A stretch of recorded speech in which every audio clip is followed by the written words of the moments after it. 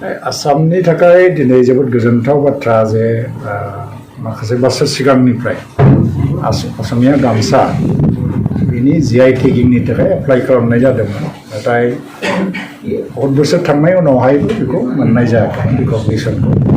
दा registrar of geographical indication होननाय मोनसे डिपार्टमेन्ट थायो संस्था थायो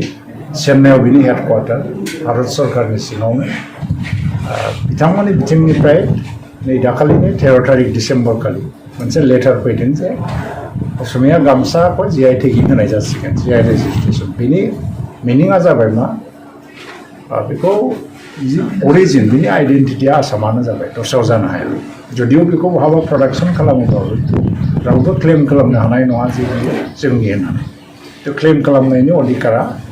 आसाम आरो असमिया मानसिफोरनि आखायाव गैया बिनि गेजेरजों दा मुलुगनि जेरावखि थाङा बियो बा दखानाव था एबा सोरनिबा न'आव था बे असमिया गामसा होननानै परिचय आर'नाइनि थाखायबो एप्लाइ खालामदों दाबो बे प्रसेसा जोबाखै आरो BTC-निफ्राय ब्राउपेटआ बेखौ हयथ'बा खालामदों होननानै आं मिथिदों आरो जोंनि हेन्डलुम टेक्सटाइल डिपार्टमेन्टनिफ्रायबो बेखौ मोनहोनांगौनि थाखाय प्रसेसफोरखौ जोंबो नाजाबाय थादों बबे लेभेलाव जों हेल्प खालामनांगौ दा जोङो हेन्डलुम टेक्सटाइल बिफानाव मोनसे बिभागाव मोनसे थांखि लादोंमोन मा दाग्रा लुग्रा आइजोफोरनिफ्राय आर'नाइ गामसा बिदिनो बिभिन्न हारिफोरनि गोदोनायाव लाग्रा जि जोमफोरखौ जों बायगोन आसाम सरकारा बिनि थाखाय जोंनो 100 कोटि थाखा होदों हेन्डलुम टेक्सटाइल डिपार्टमेन्टनो दा जोङो 76 कोटि मोननानै दङ आरो बिनिनो 68 कोटि थाखाजों गामसा बायगोन बाखिया गुबुन खरस दङ बिनि थाखाय जों दाखालि मोनसे पर्टेल स्वनिर्भर नारी मोनसे पर्टेल लन्च खालामदोंमोन आरो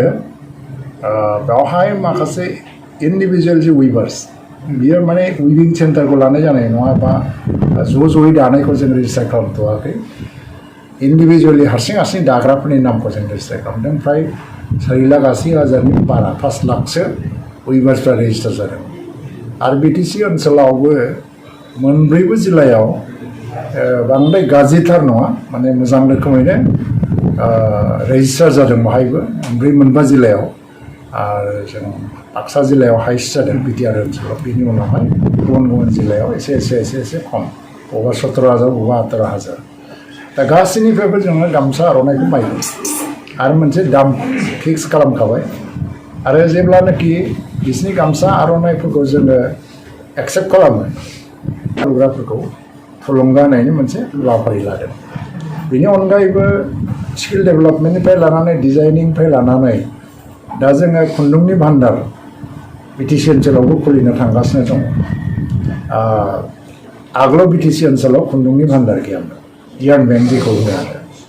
खालि बिजनियाव मोनसे दंमोन आरो गरेस्वरथिं बबेबा मोनसेयाव दंमोन आरो मानोबा लानाय जायाखैमोन खिन्थु दा बेहाय आङो मिनिस्ट्रियाव फैनायनि उनावहाय थांखि लादों जे BTC ओनसोलावबो यार्न बेंक खुलिनो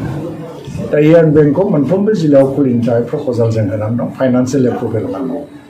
दा हेन्डलुम टेक्सटाइलआ जाहैबाय जोंनि गामियारि रांखान्थिखौ जौगानायनि गुदि मोनसे रोदा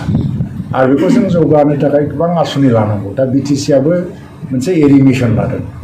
बे हेन्डलुम टेक्सटाइल डिपार्टमेन्टआ डाइरेक्ट स्टेट गभर्नमेन्टनिफ्राय जेबो मावाब्लाबो बेवहाय जेनेबा बे गभर्नमेन्ट अफ इन्डियानिफ्राय फैसा फैगोन आरो गभर्नमेन्ट अफ इन्डियानिफ्राय फैसा फैयोबा जोंनि डिपार्टमेन्टनिफ्रायबो डिपार्टमेन्टेलि माखासे बिबान दङ मावनांगौ ओंखायनो बे बिथिङाव जोङो गोबां खामानि मावनो थाखाय हाबाफारि लादों माखासे प्रजेक्टफोरबो बानायनो हाबाफारि लादों बे समाव नैबे गामसाया दिनै मोनसे गनायथि मोनजेननाय जाबाय GI रेजिस्ट्रेसन मोनजेननाय जाबाय लासैनो हयथ'बा आर'नाइयाबो मोनलांगोन मोनसे मिजिं थिदों जों नाजाबाय थादों आरो बेबायदि जायोबा दानाय लुनाय फोथाराव जोङो बेखौ दाग्रा लुग्राफोरखौ माने मदद होनायजोंनो जोंनि जि हस्त शिल्प होनो जि मोनसे दानाय लुनाय जि मोनसे कालचार ट्रेडिसन बेखौ जों रैखा खालामनो हागौ सार नैबे समाव गोबां लाइमोनफोरा जिहेतु गावनो न'आव खुलिनानै उइभिं खुलिनानै दा जि दानाय माबा हाबाफारियाव नांथाबना दंबाय थायो बिसोरखौ फैबाय थानाय समाव सरकारनिफ्राय माबा मोनसे हेफाजाबफोर होनो बियो दा इन्डिभिजुवेल लेभेलाव जोंहा दा माने गभर्नमेन्ट हिसाबै डाइरेक्ट ग्रेनिं एड सिस्टेमफ्रा खूब खम जोङो मा खालामो सोरबा जुदि ट्रेनिङाव पास खालामो सार्टिफिकेट हल्डार जायो बिसोरनो वार्किं एमाउन्ट जों होयो 5,000 थाखा होयोमोन थातसाल होयोमोन बेनि उनावहाय मोनसे जायो मा जोङो एक्सप' खुलिनो हायो एक्सप' बानायो बा ट्रेड फेयार बानायो बेवहाय बिसोरखौ गाव गावनि दानाय लुनायखौ फाननो थाखाय खाबु होनाय जायो थ' बे हेन्दलुम टेक्सटाइला आनअर्गानाइज सेक्टर आरो बिनि बिजनेसखौ जों डिपार्टमेन्टआ मावा नाथाय जों मदद होयो आरो देग्लायनिफ्राय जोङो खालि माने इन्डिभिजुवेलनिल' नङालासिनो एन्टारप्रेनियार्स लेभेलावबो साफ्रोमबो मानसिफोरखौ व्यक्ति खोन्दोआव रां रुफाजों मदद होनाया असम्भब जाया बेयो मोनसे इन्डिभिजुवेल मोनसे बिजनेस होननानै हमनानै ला जों गावनो गाव राइज खालामनांगौ नाथाय गभर्नमेन्टआ बेखौ मोनसे फेसिलिटिसो होगासिनो आरो दा जों एन्टारप्रेनियार्सफोरनोबो ओंखायनो जायफोरनाखि ग्रुपफ्रा गिदिर गिदिर उइभिं बानायनानै जों बिसोरनोबो इनसेन्टिभ्स होनायनि मोनसे लामा लागासिनो दं फारसेथिं काउन्सिल गभर्नमेन्टनिफ्राय दा इन्डिभिजुवेल लेभेलावबो एफा मदद होनानै बयखौबो थुलुंगा होनायनि मोनसे पलिसिखौ लाबाय थानायखौ नुनो मोन्दों मोनसे खोथाया मा जों आसामाव थानाय गासिबो एरियानि थाखा फैसाया मोनसे हेडनिफ्रायनो फैयो नामासो काउन्सिल जायो खिन्थु बेयो स्टेट बाजेटनिफ्रायनो फैयो फैसाफोरा दा ओंखायनो जों बेखौ गभर्नमेन्टआनो लानाय मोनसे आस'ल होननानै लायो जे हल गभर्नमेन्ट हिसाबै दा जियानो जा जों बयबो आवगायबोनांगौ दानाय लुनायखौ बियो हयथ'बा गोबांनि थाखाय फुल टाइम जाजोबनाय नङा आरो बियो पार्ट टाइमबो जालांगोन सोरनिबा थाखाय बा मेइन प्रफेसन जायालासिनो साइड प्रफेसन जानो हायो नाथाय बेखौ लांफाबाय थानांगौ थेंक इउ